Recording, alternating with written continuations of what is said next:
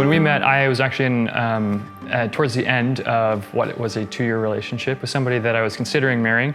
And the end of that relationship was really painful. I was still using a bunch of my really unhealthy coping mechanisms and stuff. And so it was under some of those circumstances that we actually met and then and started dating too quickly, honestly, after the end of my relationship. But we fell in love. I grew up wanting to be the best at everything, but it always left me like if I fell short, I wasn't good enough. I was never lovable. I wasn't worth being loved, and I needed to be perfect. And when I wasn't, I'm gonna get discarded. And I definitely have that tendency even with God. I didn't realize, but I had to keep performing and keep being extra spiritual, have more faith, operate in more gifts, like be the best preacher. I had to be perfect at everything or like God's gonna discard me. It was that strange mix of obviously being on cloud 9, falling in love with somebody who's amazing and incredible, but then also at the same time, there was so much chaos that was going on inside of me, and that of course was spilling out into our relationship.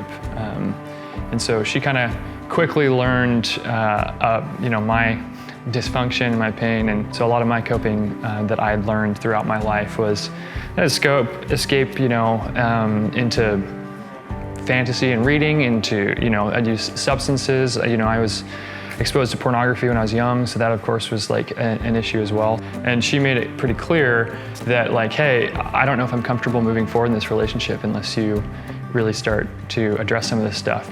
I still wanted to marry him, but I felt like if we didn't address this before marriage, that we can both believe that marriage is gonna fix it, or it's gonna get easier in marriage, or this will go away in marriage. And I just kind of felt like I saw the writing on the wall and was like, I really want this to at least be on the path, or like we both agree this is an issue that we need to address. We'd got engaged and we had been starting to work on planning for a wedding. And then, I shared with Kelly that I wasn't hitting the mark when it came to how I wanted to honor her and God just with my sexuality, right? She made it very clear to me like, hey, I need you're not taking this seriously enough.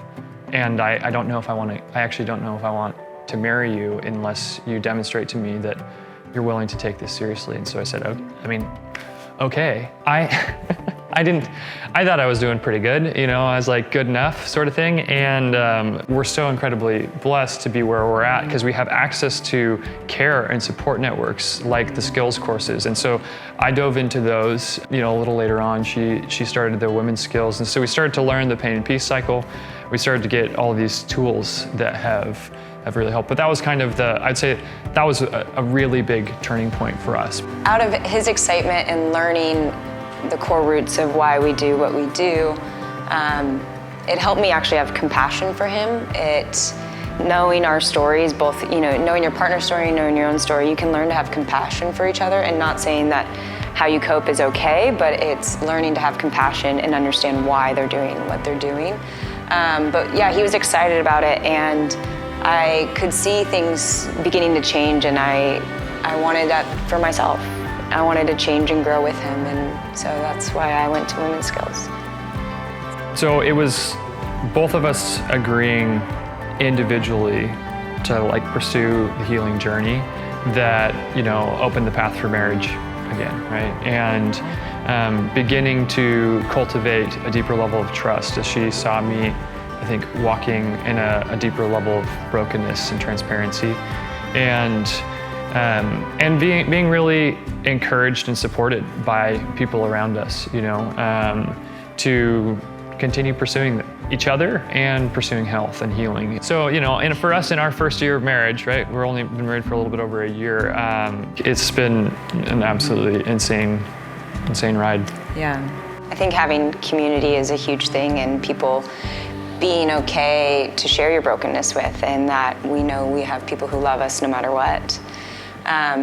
I would also say that we've seen ourselves grow. We've heard feedback that people have seen us grow, and we feel healthier. And so, like going to the gym, right? Like the more you work out, the healthier you feel. You're like, why would I stop? So that was a big thing.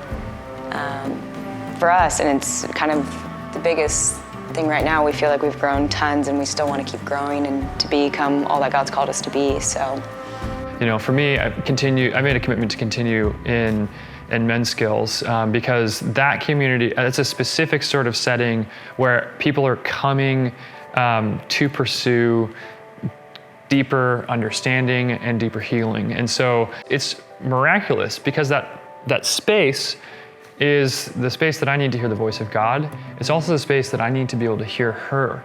It's enabled me to listen, right? And so that makes her feel valued, right? And what it starts to do is also, that's the space where God starts to speak dreams and visions into. Like, hey, so for me, one of those things is starting this podcast and partnering with a couple of different people, Jen All and Jeff Rinke, the Relationship Resource, North Coast Calvary Chapel, Nations Media, these organizations kind of partnering together to create a podcast that we're working on calling Free to Love, Transforming Pain to Peace, that's sharing a lot of this sort of material and with the hopes to empower and to encourage people to take that next step on their healing journey. So, I want to shout this stuff from the mountaintops, and these days you can do that pretty easily with the podcast.